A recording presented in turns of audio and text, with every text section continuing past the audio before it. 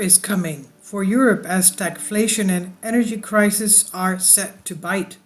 And this is by Bill Blaine via Morning Porridge on Zerhedge. The long hot summer just passed me by. Winter is coming as soaring gas prices are set to bite across Europe. Putin's energy insecurity strategy has proved his major success and could yet win him the conflict there. Stagflation is nailed on in Europe. There is a definite hint of autumn this morning. Heavy dew, mist on the river, a chill in the air even though we know it will hit 30 degrees later, Celsius that is, and a growing sense the year has turned. As temperatures drop, it's time to think about winter power. But first, a short aside to start the week. Wasps. Vespula vulgaris. Wasps fascinate and terrify me in equal measure. They are evil personified, yet perfectly designed, and as important for our ecology as bees. They are critical pollinators and provide excellent garden pest control. They are impossible to domesticate. Wasps and humans interact best by staying out of each other's way. Through the wasp year, the workers collect meat to feed their larvae, which in turn exude a sugary treat the adult yellow jackets crave. Adult wasps are vegetarian. In late summer, wasp nests go into decline. The new queens mate and fly off. The old, worn-out queens die. No more eggs are laid, and the last generation of worker wasps turn feral, searching for sweet stuff, becoming a pest at picnics. Some years they become a real problem when they feast on rotting, fermenting fruit, effectively getting drunk and thus more aggressive, and by the end of autumn the nest will have died completely. It's a somewhat dystopian life cycle, but next year the new queens will emerge from their winter hiding holes and start again.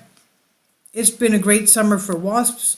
From their perspective, this year I noticed that they are still foraging for meat. We'll watch them strip some chicken to bone in moments last night, suggesting the nests remained healthy and thriving, which means more of them will survive into the late summer rotting fruit, booze up and stinging session. The solution, baited traps with cider and jam. What have wasps got to do with markets? Like all things, wasps are a story of balance. When conditions are right, they thrive, causing consequences, more stings. In the south of England, the hottest summer on record means more wasps than usual. In the north of Scotland, it's been cold and wet, and none to be seen. Come the winter, wasps are probably largely forgotten. What about markets? How much in balance are they? This winter is going to be an economic shocker. As said before, markets are a game of multiple inputs. The US is on a completely different recovery path to Europe, yet Western economies remain closely linked. The big question: stocks staged a bear market through H1 2022, but then the trend flipped. 4 weeks of unparalleled gains since mid-July leaves the S&P 500 17% up.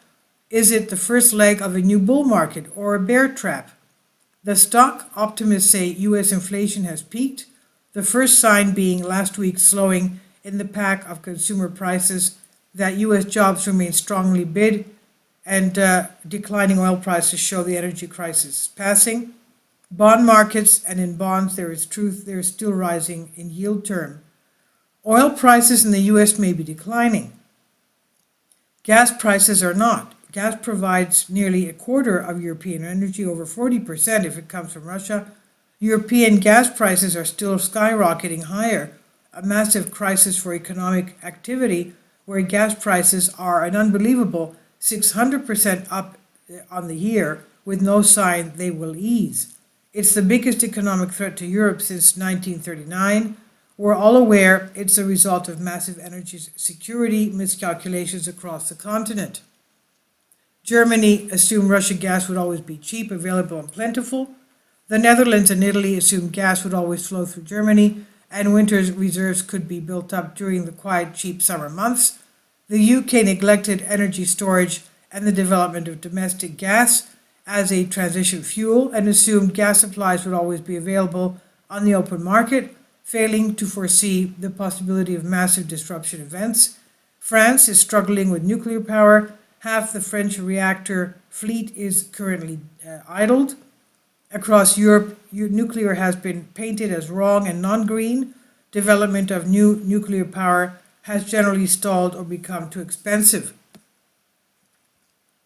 Already, consumers are experiencing massive shocks in terms of their monthly power bills.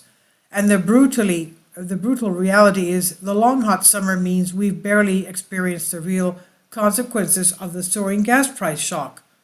The costs really hurt, but the economic damage would be crippling. It would become unavoidable. Crisis approaches, and soon winter is coming. Vladimir Putin could have planned or executed his crippling energy strike on Europe better. And while we promise ourselves Western sanctions must be impacting Russia, the reality is Europe's problems are about to get much, much worse through the run up to winter. What possible incentives does Russia have to increase Nord Stream 1 supplies from their current 20% of capacity? They can feed Europe 1/6 of the energy they delivered in January this year and still make as much, selling the rest to the very many nations that have failed to condemn the Ukraine conflict, and they may decide to cut supplies completely, even as planned maintenance in Norway's gas infrastructure cut supplies.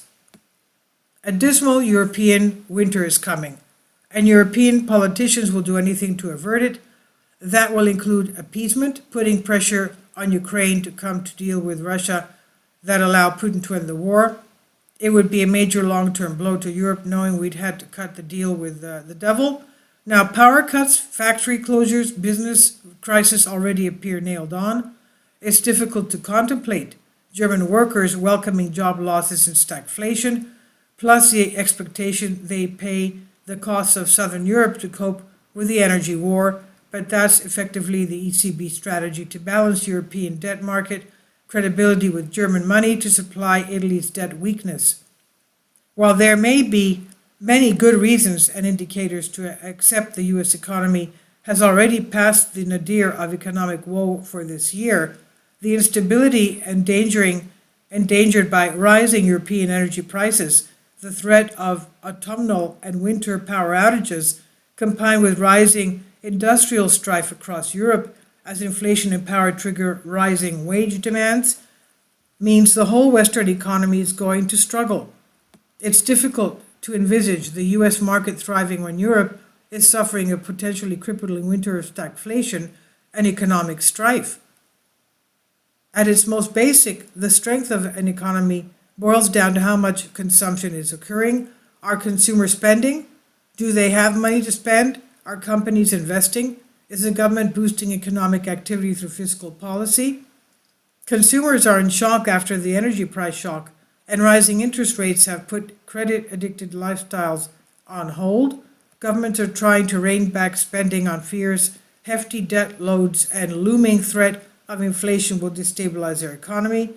The virtuous sovereign credit of 1, political stability, 2, steady bond market, 3, and a stable currency are under increasing threat, while corporations are looking at consumption, shaking their heads on new investments. How are governments responding? With more austerity, and that means that we are doomed. Europe looks a lot like a wasp's nest at the end of the summer. Things may get substantially more painful. And this is by Bill Blaine, Morning Porridge on Zero Hedge. Please leave your comments. Thank you for your support. Kindly support my Patreon account. The daily posts are 5 videos daily, and they are totally different from what I have on my YouTube channel. Thank you so much for your support and that you find all my content so interesting. You'll find the Patreon account details in the description box below.